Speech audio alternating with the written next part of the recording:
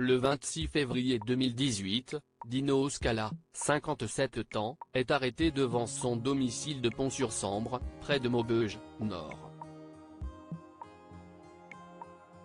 Soupçonné de tentative d'agression sexuelle sur une lycéenne de 16 ans, le quinquagénaire reconnaît être l'auteur d'au moins 19 viols et agressions sexuelles en France et en Belgique depuis la fin des années 1980.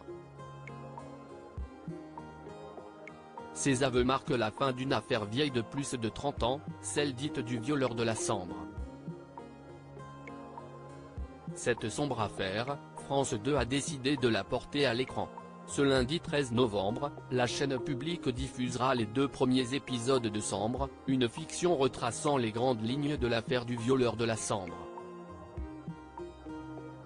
Selon le communiqué de la chaîne, la série a pour ambition de rendre hommage aux victimes, au moins 56, dont une quarantaine avouées par Scala, mais souligne ne pas prétendre à une exactitude parfaite des faits. Mais alors, à quel point la mise en scène de Jean-Xavier de Lestrade, un coupable idéal, Laetitia, jeu d'influence, est-elle fidèle à la réalité? Si certains détails du scénario sont inventés de toutes pièces pour les besoins de la fiction, la chronologie de Sambre est très proche de celle de l'affaire judiciaire qu'elle relate. La série retrace le parcours du violeur, de sa première victime en 1988 à son arrestation inespérée 30 ans plus tard. Les crimes commis par l'agresseur sont très justement relatés, avec un mode opératoire identique à celui de Dino Scala dans la vie réelle. Le mode opératoire de Scala reproduit à l'identique dans Sambre, la première victime d'Enzo Salina, nom donné à Scala dans la fiction, raconte avoir été surprise par derrière au petit matin, en bord de Sambre, alors que le soleil n'était pas encore levé. Elle explique avoir été étranglée avec une cordelette et violée sous la menace d'un couteau. Elle précise aussi que son agresseur, dont elle n'a pas pu voir le visage, portait un bonnet et avait une forte odeur de cambouis. Autant de détails relevés par les véritables victimes de Dino Scala. L'odeur du criminel, parfois qualifiée d'odeur de graisse, de pourriture, de pourri ou de produits industriels, a tenu une grande place dans les témoignages de ces dernières. Par ailleurs, dans les médias, le criminel était aussi surnommé le violeur à la cordelette, le violeur au bonnet ou encore le violeur du matin. À noter que son profil dans la série est également très fidèle à la réalité.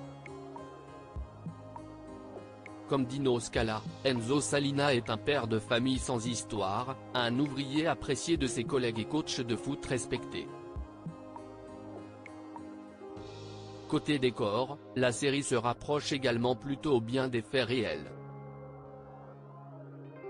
Si les caméras ne sont, a priori, pas retournées sur les véritables scènes de crime, elles ont tourné à Dunkerque, Bailleul, Tumery, Lille, Tourcoing et Roubaix, des villes du nord de la France proches de Bachan, Louvroy et Maubeuge, où le violeur de la Sambre a véritablement sévi. Les victimes maltraitées par les autorités. Autre détail de l'histoire très justement retranscrit dans la série, le scepticisme et désintérêt des autorités judiciaires pour l'affaire.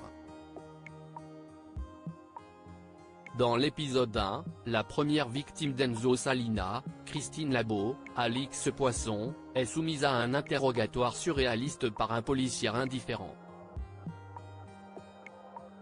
Une terrible épreuve qu'ont véritablement traversé certaines victimes de Scala dans la vraie vie.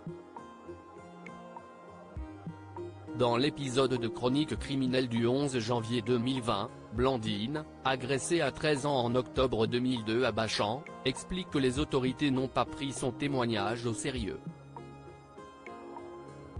Pour moi, j'ai été violée 2 fois. Une par l'agresseur, une par la police.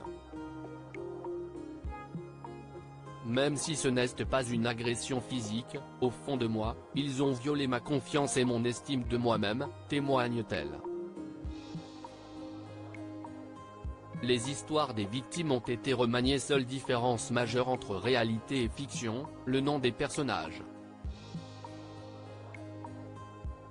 Comme dit plus haut, Dino Scala a été rebaptisé Enzo Salina pour la série. Annick Matighello, la mère de Louvroy ayant joué un grand rôle dans la médiatisation de l'affaire dans les années 2000, a quant à elle été renommée Arlette Caruso, Noémie Lvovsky. Enfin, pour une raison évidente, toutes les victimes de Scala ont hérité d'un nouveau nom. Leurs histoires ont également été remaniées. Christine, par exemple, est un composite de plusieurs victimes pour ne pas qu'une d'entre elles se sente stigmatisée ou mise en avant, explique Jean-Xavier de Lestrade. Une fois encore, Sambre a vocation à rendre hommage aux victimes. Il était donc important de garder une distance avec leur traumatisme.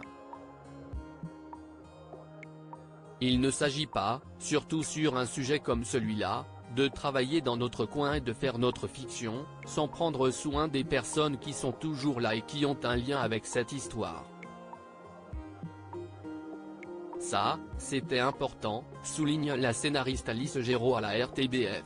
Composé de 6 épisodes, Sambre sera diffusé les 13, 20 et 27 novembre à raison de 2 épisodes par soirée.